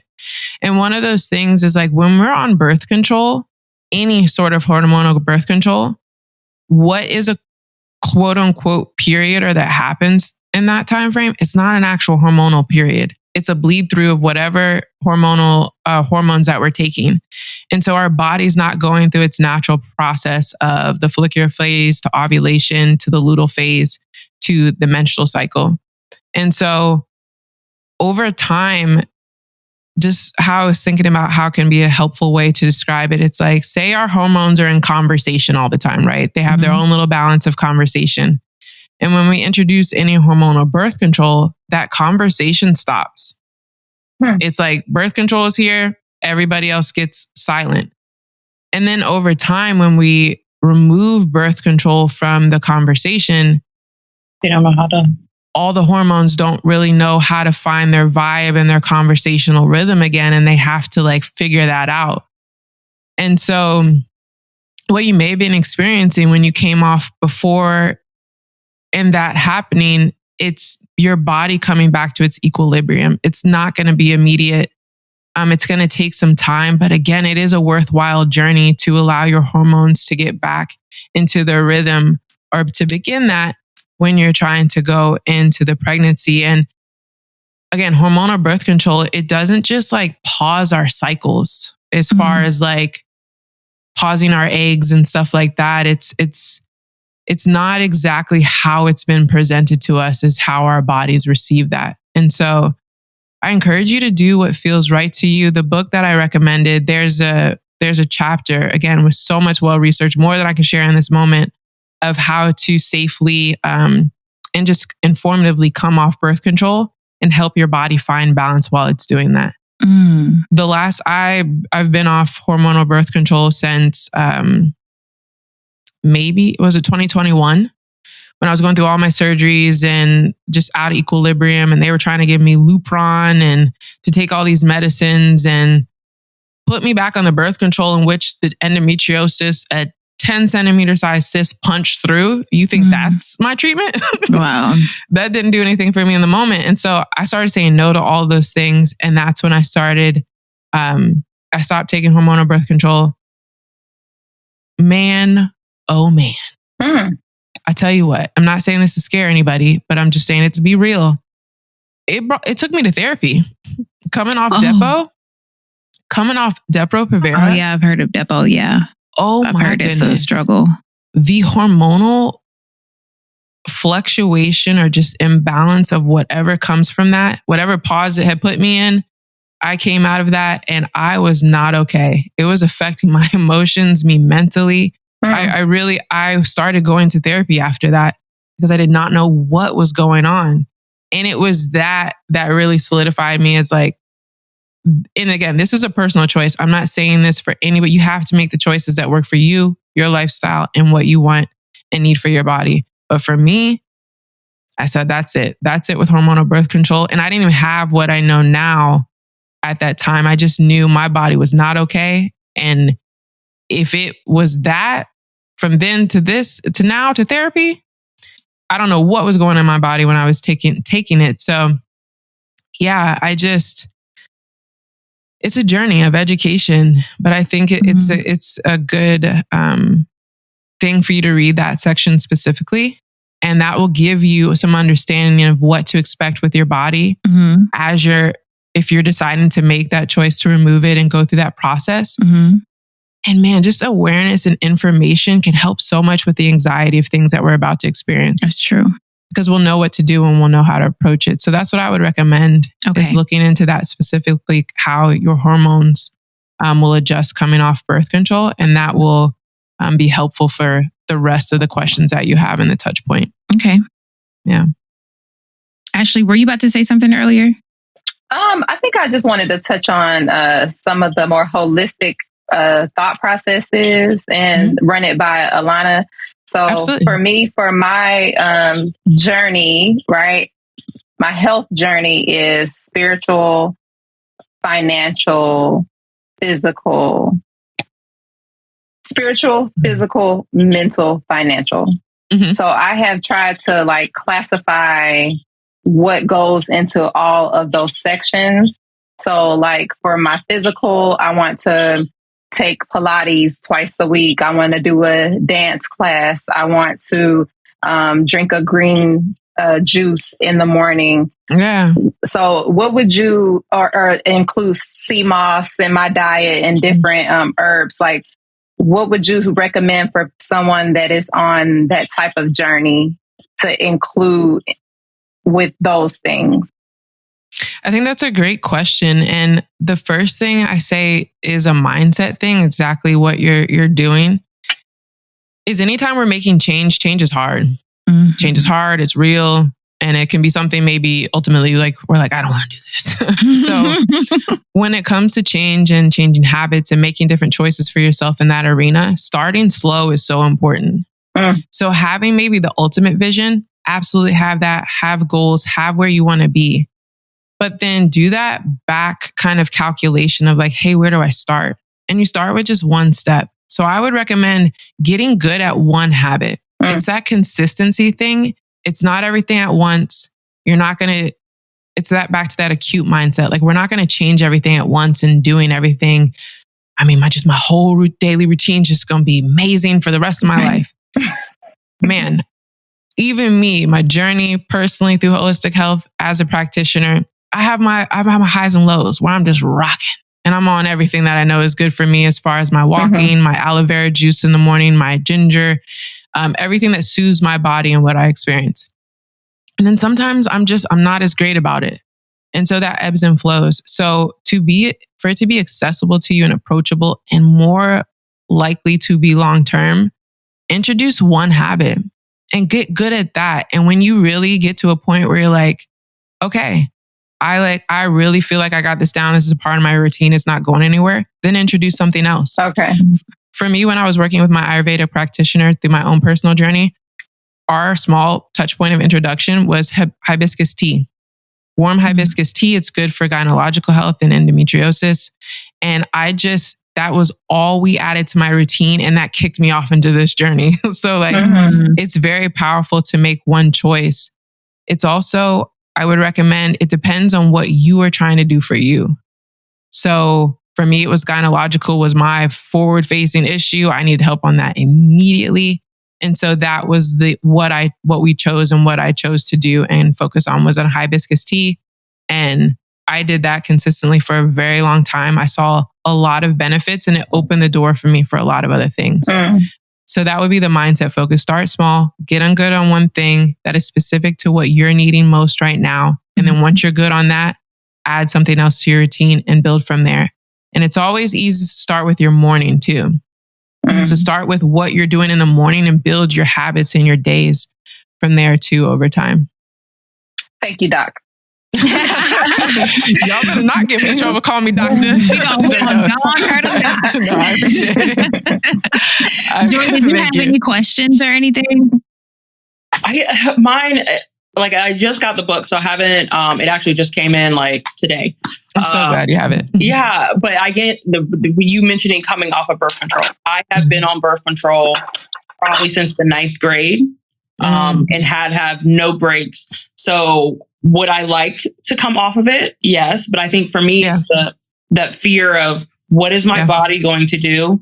Mm-hmm. How did you, I guess, mitigate some of the like symptoms, you know, coming back? Like what worked for you? So for me, I work out in the mornings. So I already kind of have that as a routine. I play derby, but I know when sometimes even the prescriptions that my birth control is wearing off and those symptoms come on, the first thing I want to do is that instant gratification, that instant, you know, soothing. So it's, let me see if I still have some of my muscle relaxers. Sometimes it might be an extra glass of wine, but trying to transition. Yeah. So I want to preface this with being real and honest and authentic every time, because that's what it is. That's what I am. I had the space and time to do what I was able to do with coming off birth control. And I understand that's not every woman's journey, because everybody's journey. When I was going through all this, I was limb due. And so I had more space and time and flexibility to make certain choices for myself. And I gotta say, I don't know if I was on the ship or if I was still rocking the way I was. I know I wouldn't have, because I didn't have the capacity to care for myself and think about myself in that way. That I would have made the same choice, because it helps a lot when our mindsets are in work and performing. But so I just go through that lens. Like I had a little bit more space when it came to how I lived life to make some of my choices. But it's how we eat is super helpful. I have another book recommendation I can give you. It's The Moon Cycle. It's a cookbook that teaches you in the front matter and throughout, like what vitamins are helpful throughout our cycles and how it supports our hormones. And so starting to eat like that and eat in alignment with how your cycle would be, even though you're not truly hormonally cycling when we're on birth control, eating in alignment with that, getting into that habit of, hey, you know, 2 weeks before I bleed, I'm ovulating. And then 2 weeks before that, that's like my whole follicular phase. And then it's my luteal phase. So eating in alignment with that, like preparing your body, like it's about to go through a change. It's about to go through something stressful and strenuous, making sure your water is right, your movement, I'm so glad we're talking about this, because I meant to say this. There's so much power in us knowing where specifically our levels are in our blood. So going to get a full blood panel and knowing where your cholesterol is, where your thyroid, all your thyroid levels are, where your vitamin D, we all just assume we're vitamin deficient, which most of us probably are, but go check to see where you are. How is your iron? Are you iron deficient? Going to get and figure those things out so you can support yourself either through food first. They always say, let food be the first supplement.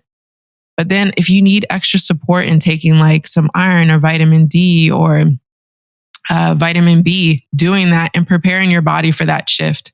And so if you can get those levels up, get your vitamins, your minerals up, that'll help support your body as you come off birth control and it starts to go through its hormonal adjustment, because it relies on those things to do that well.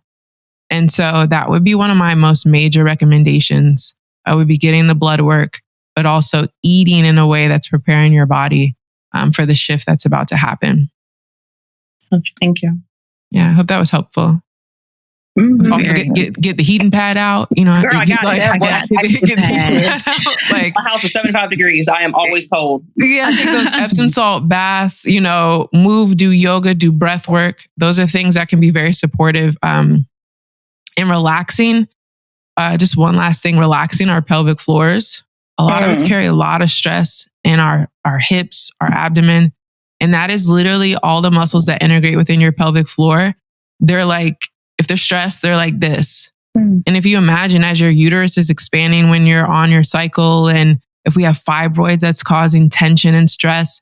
And so your muscles are just getting tighter and tighter.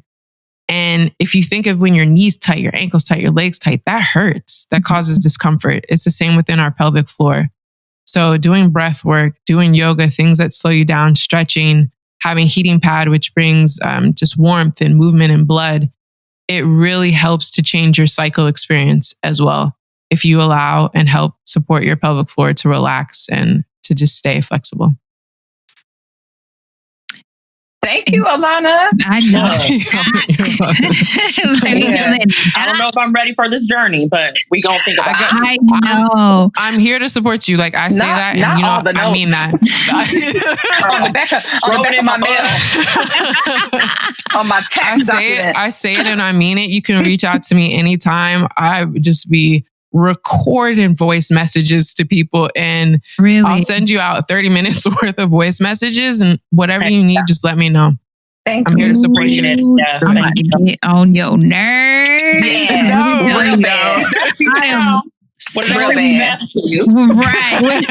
What you said about being nervous about coming off birth control, I'm so nervous about coming off of this birth control to the point where like, I don't want to, like, I'm nervous about like, oh, well, how do I celebrate my birthday? Because I don't know if I'm going to be like bleeding all the month of March and April, you know? So it's just like, it's putting such a damper to where all I want to do is kind of be in hiding until I figure it out and until I see what's going to happen.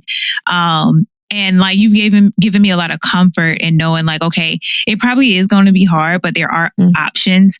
And there are things that I can do to try to improve that, which will probably, you know, not just improve that area, but probably my entire body, my mind, everything.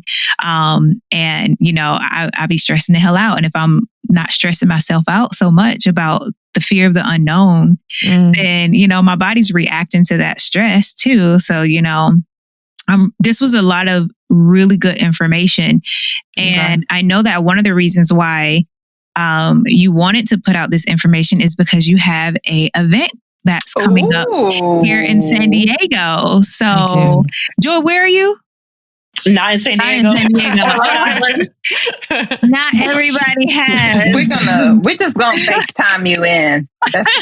Yes. Look, she does test flights, or maybe I'll drive. I know, exactly. So if you could just tell us a little bit and tell our people, especially we have a lot of supporters in San Diego. Yeah. So please tell us about this event that you're having. It's Women's Wellness for the Waterfront. Originally, it was going to have it on base. There was commands that were rocking scheduling. It was even in touch with some senior leadership on the naval base, and we're going to have it open, have a conference room, have it open to the ladies who active duty and veteran women who want to attend. And it's a discussion, educational touch point, but also community on women's hormonal health, gynecological health, and pelvic health, because they all tie in. And just with my unique experience of having been in the military, having had my own challenges being medically retired, and now being a women's holistic health practitioner, I think I had a beautiful touch point to be able to speak to women who have served, who are serving, and talk to them about their health through the lens of service and the unique challenges that can come with that. And so that was going to be on base, but we all are aware of what's been going on. And a couple commands started canceling their schedules, and I just took it upon. I said, hey, we're just going to shift it off base. That's one for the ladies, but it also, I realize, is for me, and I want to feel safe. I want to feel comfortable when I'm sharing. And if the energy's not right, I don't need to be there. Like I said, we can remove ourselves. So I'm holding off base now, and I've made it. It's been turned into so much more than it could have been, which I'm excited. That was the adapt and overcome of it. It's turned into a beautiful blessing to be able to have it at this gorgeous space where I'm able to host the ladies for brunch. We are going to be doing workshops on the 3 topics I discussed. Sina, my acupuncturist, she's amazing. She's coming in to do sound healing and be able to do question and answer about acupuncture, and just to answer any questions ladies have. Anybody's interested in doing that. And then I'm going to be doing a guided meditation and breathwork session. And then we're going to mingle and we're going to talk. And I've been fundraising and campaigning. Thank you to everyone who is given to the cause, because of the shift of what we've done had to do with everything going on. I wanted to make this the most exceptional and beautiful experience. And I've asked community to help with that. And people have donated. The donation and campaigns going on right now. And so, I want everybody to be able to come and to enjoy themselves, and it just be no cost to them unless they want to donate as well. But local businesses have donated. The space itself donated a major discount, the catering as well. So I want all these ladies to know, like, your community, though the country may be struggling on some levels to show they love and support you, your community definitely cares. Period. Right. Yes. So when is this event and where is it going to take place? It is March 22nd in San Diego at San Diego Maid Factory. You can RSVP. There's on women's holistic care.com. That's my website. The information is there. It's also women's holistic care /RSVP wellness workshop. Just you need to RSVP by March 7th. I will send you information. You have an understanding of everything that's going on. You can just come, be safe, be within like a peaceful environment in order to learn more about your women's health. Nice. And if someone wants to donate, how can they donate to that? Is that on the same website? Yep. You can go to the website and it's on the first, you scroll down and there'll be an option to donate. And I would really, really appreciate it. I'm gonna be real with y'all. I kicked off the donation myself with a personal donation because I am really about this. And I will also, if for some reason, but I know the community is arising, but if there's some reason we don't meet the goal, I'm gonna fund it myself. Because I truly, truly want this space for these ladies, but this is how deeply I believe in this. And it's going to happen. So nice. Yeah. So I love that. It's going to happen and you're not going to have to fund it, sis. Right. I appreciate that. But trust and believe I am beyond that. This is where I am. I'm ready. This is what's happening. That's beautiful. That's it. Yeah. Thank you so much, that, Alana. That's everything. That disability hits, okay? Don't play with my disability. Was that what was So behind silly. that? That's what she got from it. Me and my retirement. It's the depth of my passion and my commitment to this. It's like it's going to happen. Yeah. And you have such a beautiful soul. She and does. And you're so relaxing. You, you make me just want to go read a book and go take a nap now and sip on some hibiscus tea. Yeah. While sitting on a windowsill watching the rain. Right. Set the scene. That's the feeling that I get. I'm about to get off of here and go be nice to my man. You know? Alana voice. Right. I was talking about Alana voice. He gonna be like, what's because usually I'll be all loud and because I'm from Georgia. Girl, I'm from Georgia too. Is that why I'm loud? Dang. He was just looking at me this morning because I was being so loud. And I'm like, I'm from Georgia. What you talking about? So I'm going to be like, I'm going to start telling people that, sis. I didn't know that was the reason. Yeah. Come on, let's practice. Oh my goodness. Let's just if you just talk peaceful. Yeah. It comes from my I'm going to go drink some breathing.